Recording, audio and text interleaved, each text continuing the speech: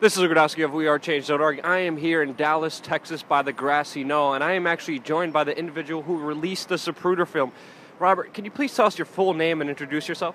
My name is Robert Groden, Groden, and I'm here in Dealey Plaza on the grassy knoll in front of the infamous stockade fence where the fatal shot was fired from. Can you tell us the history of the Zapruder film?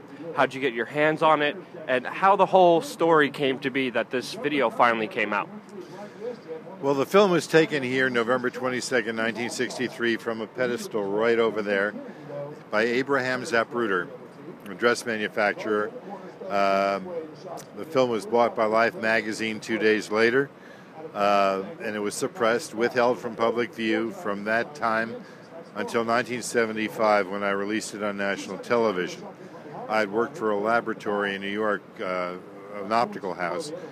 They brought the original film to us, Life did, and they asked us to blow it up to 35 millimeter. We did, and an extra copy was made. That's the one I showed on Goodnight America. Can you tell us why the film was suppressed? Why was this such an important piece of history suppressed from the American people? The government wanted it suppressed. The Zapruder film, more than any other piece of evidence, shows that the fatal shot came from the front and blew the president to the rear.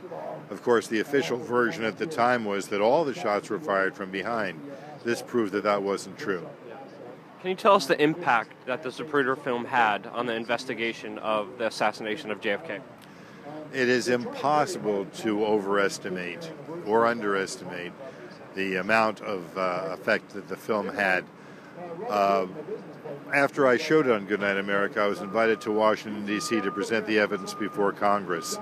I did, and to my absolute amazement, 2 days later, Congressman Thomas Downing of Virginia introduced legislation to reopen the case.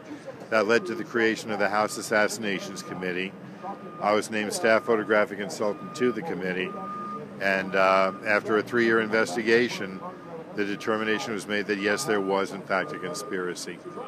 And this is a congressional investigation that came out and officially said this? Yes, that's the last official word from the government. As an organization, we at the Assassinations Committee found out that there was a conspiracy, but we ran out of time and money. We asked the Department of Justice to please investigate more than 100 new leads that we had uncovered. 9 years later, without investigating a single lead, the Department of Justice, that which we laughingly call the Department of Justice, formally closed the case. If you were guilty of the assassination and you wanted to confess, there's nowhere to go. Now we're here on the 50th anniversary of the assassination. What do you hope to achieve? I mean, you're out here giving information. Where do you see things going? What do you hope this anniversary marks, and what do you hope people remember today? Well, we're here at the 50th anniversary now, and there's a lot of people here. But I'm here every week. I've been here now for 19 years, every weekend with a few rare exceptions. My goal is to let people know that there is an alternative to the official fiction. The official fiction is that Oswald acted alone. We know that's not true. The government has admitted that that's not true. But the sixth floor museum up there lies to everybody who walks in and tells them that it was the truth. Yes, and now we see mainstream media pushing the fact that it was a lone gunman and just making sure people don't understand anything and don't understand the true history of it, even when Congress admitted that there's more to the story than we actually know. Robert, thank you so much for your work. Is there anything else you'd like to say? Well, what I've been saying for all these years, it may be too late for justice, but it's never too late for the truth. May all the truth be known now. Thank you so much, Robert. Really appreciate that.